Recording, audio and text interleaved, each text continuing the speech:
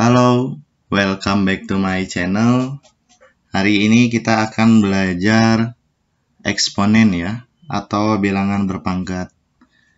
Sebelum masuk ke pembelajaran, silahkan kalian siapkan dulu catatan dan alat tulisnya. Tapi untuk memudahkan belajar eksponen ini, kalian harus sudah sangat hafal dengan perkalian mulai dari 1 sampai dengan 10. Itu wajib sekali ya.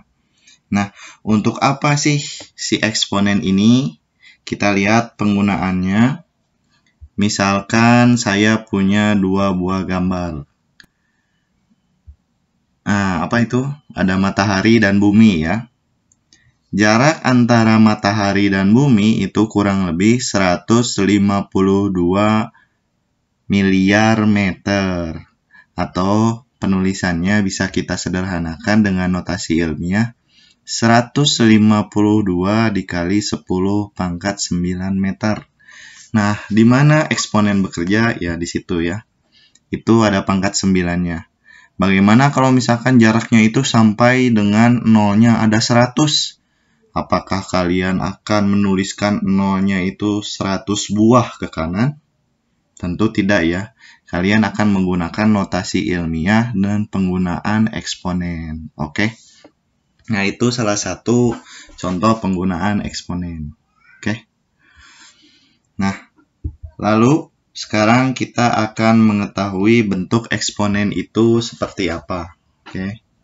Misalkan saya punya A, di mana A ini bilangan real yang bisa kalian isi mulai dari negatif tak hingga sampai dengan tak hingga, di mana si A ini juga disebut dengan bilangan pokok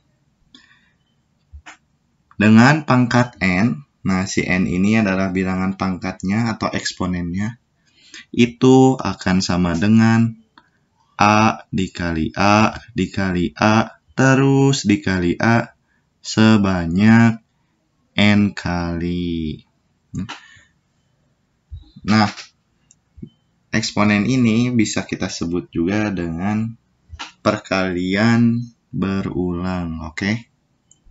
Contoh, misalkan saya punya 3 pangkat 2 akan sama dengan 3 dikali 3. Kenapa 3 dikali 3? Coba kita lihat dengan definisinya ya. 3 pangkat 2, maka 3 dikali 3-nya dilakukan sebanyak 2 kali. Itu akan menghasilkan 9. Oke. Nah, di sini pentingnya kalian untuk hafal perkalian setidaknya mulai dari perkalian 1 sampai dengan 10. Contoh yang kedua, misalkan saya punya 3 pangkat 4.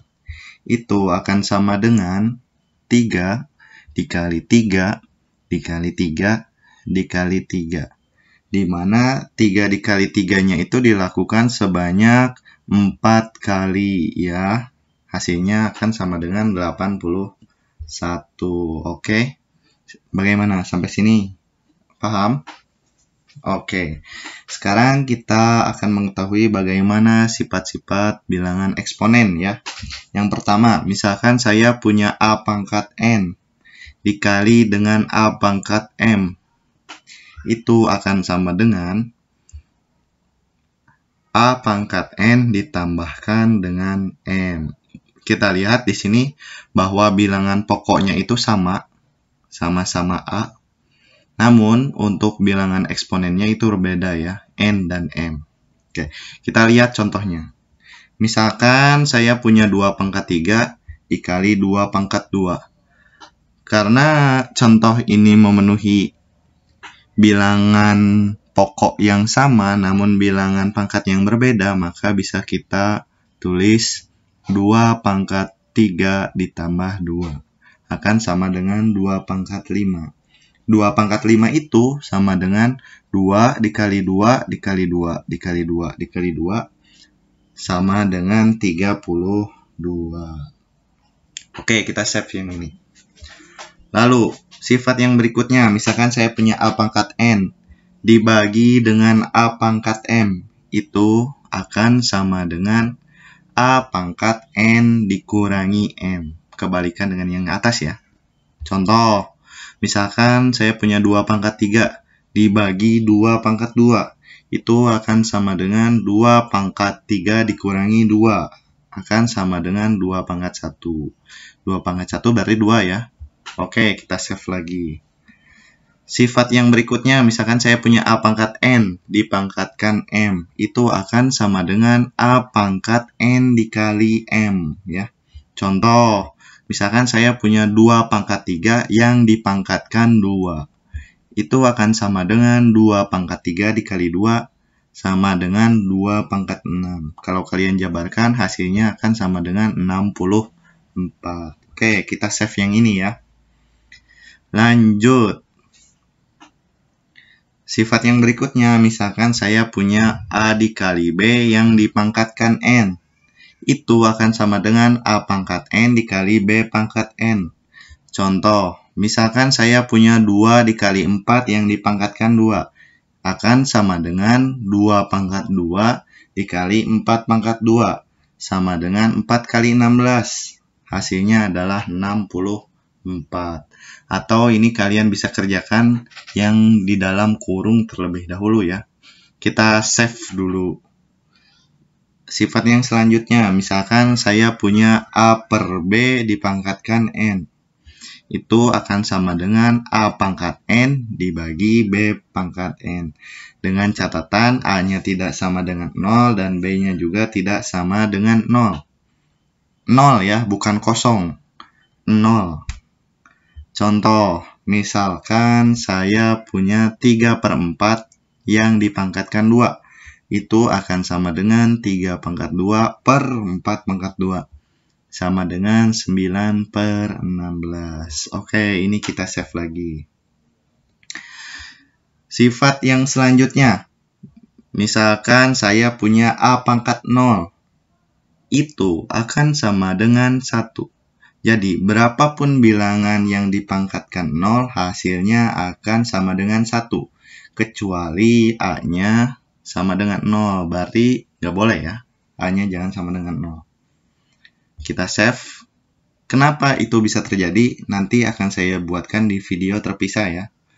Video terpisahnya masih saya buat. Sifat yang berikutnya, A pangkat negatif M. Itu akan sama dengan 1 per A pangkat M. Dengan catatan A-nya tidak sama dengan 0. Contoh, saya punya 4 pangkat negatif 2. Itu akan sama dengan 1 per 4 pangkat 2. Atau sama dengan 1 per 16. Oke, kita save yang ini. Wah, hilang. Oh, ada. Oh, kenapa contoh? Nah, sorry ya. Ulangi, jangan ke contoh dulu, tapi kita harus ke sifat yang berikutnya. Misalkan saya punya akar pangkat